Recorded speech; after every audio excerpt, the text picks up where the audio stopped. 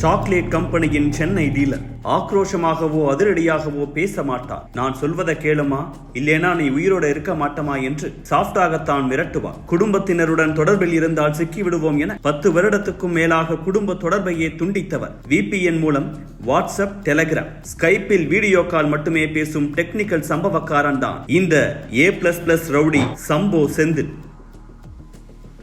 சம்போ செந்தில் பகுஜன் சமாஜ் மாநில தலைவர் ஆம்ஸ்ட்ராங் கொலைக்கு பிறகு அடுத்தடுத்து சிக்கும் ரவுடிகளின் பட்டியலில் இணைந்திருக்கும் இந்த பெயருக்கு பின்னால் பெரிய ஒரு வரலாறே புதைந்திருக்கிறது. தூத்துக்குடி மாவட்டத்தின் மாநாடு தண்டுபத்து என்னும் கிராமத்தை பூர்வீகமாக கொண்ட செந்தில்குமார் ஒரு வழக்கறிஞர். இவர் தூத்துக்குடியில் பிரபலமான வெங்கடேச பண்ணையாரின் உறவினரும் கூட. வெங்கடேச பண்ணையாரின் வழக்கறிஞர்கள் குழுவில் இடம்பெற்றிருந்த செந்தில்குமார் சென்னை நீதிமன்றத்தில் வழக்கறிஞராக இருந்திருக்கிறார். அப்போதுதான் சென்னையின் பிரபல ரவுடிகள் சிலருடன் செந்தில்குமாருக்கு தொடர்பு ஏற்பட்டதாக கூறப்படுகிறது. எனினும் ரவுடிசத்தில் மூக்கை நுழைக்காமல் தொழில் நிறுவனம் தொடங்குவதில் கவனம் செலுத்தி இருக்கிறார். அதிமுக ஆட்சியின் போது செந்தில்குமாரின் வாழ்வில் திருப்பு முனையை கொண்டு வரும் சம்பவம் ஒன்று அரங்கேறியது.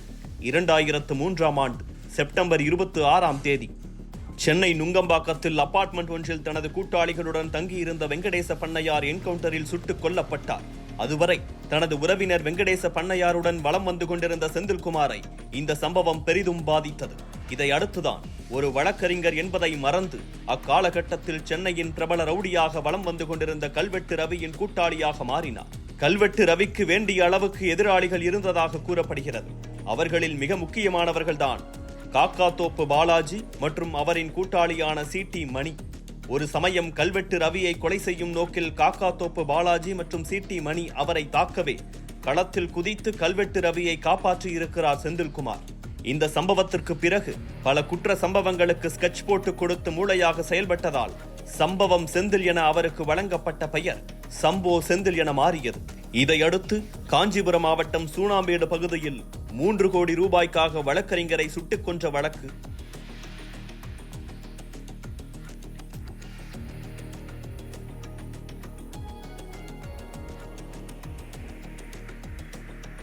போலீசின் கண்காணிப்பு வளையத்தில் இருந்தார் செந்தில். இதற்கிடையே கடந்த 2018ஆம் ஆண்டு சென்னை பாரிமுனை பகுதியில் பட்ட பகலில் நடந்தேறியது ஒரு கொலை சம்பவம். ஏற்கனவே வெங்கடேச பண்ணையாரின் ஆதரவாளர்களை போலீசார் கண்காணித்து வந்த நிலையில் இந்த கொலை சம்போ செந்திலை விசாரணை வளையத்துக்குள் கொண்டு வந்தது. முதற்கட்டமாக கொலையில் சம்பந்தப்பட்டதாக கூறி சம்போ செந்திலின் அலுமினியம் நிறுவனத்தில் பணிபுரிந்து வந்த ஊழியர்கள் சிலரை கைது செய்தனர் காவல்துறையினர். அவர்களின் வாக்குமூலத்தை வைத்து சம்போ செந்திலையும் அவ்வழக்கில் இணைத்திருக்கின்றனர்.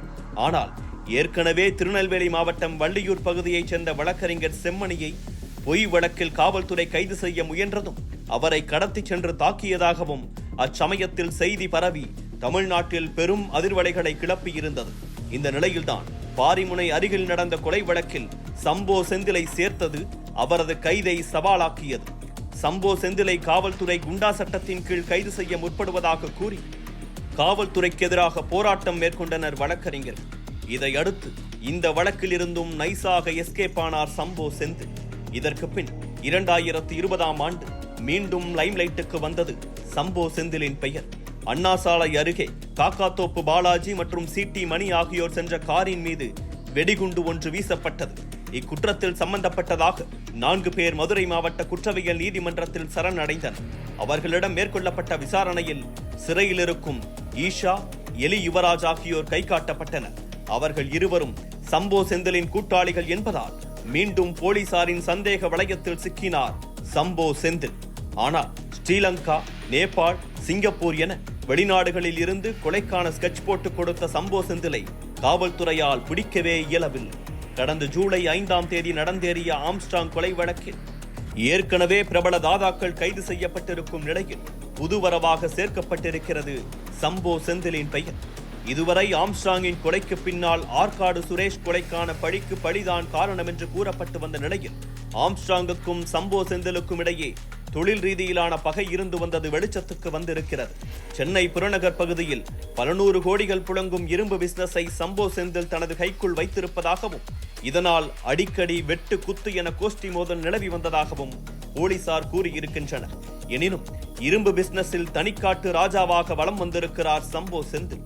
இந்த நிலையில்தான் சம்போ செந்தில் வசம் இருந்த பிசினஸை தன் கட்டுப்பாட்டுக்குள் கொண்டுவர ஆம்ஸ்ட்ராங் முயன்றதால் இருவருக்கும் மோதல் ஏற்பட்டதாக கூறப்படுகிறது.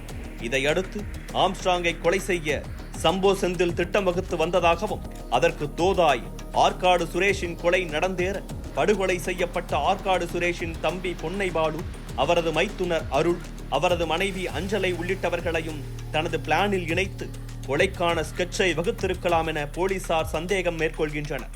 தற்போது நொய்டாவில் இருப்பதாக கூறப்படும் சம்போ செந்திலை கைது செய்ய 5 தனிப்படை அமைத்து போலீசார் தீவிரமாக தேடி வருவதாக தகவல்கள் வெளியாகி இருக்கின்றன. 15 ஆண்டுகளுக்கு முந்தைய புகைப்படம் மட்டுமே போலீசாரிடம் இருப்பதால் எப்படி சம்போ செந்தில் இருப்பார் என்றே தெரியாத நிலையில் அவரை போலீசார் கைது செய்து விடுவார்களா என்ற எதிர்பார்ப்பு அதிகரித்து வருகிறது.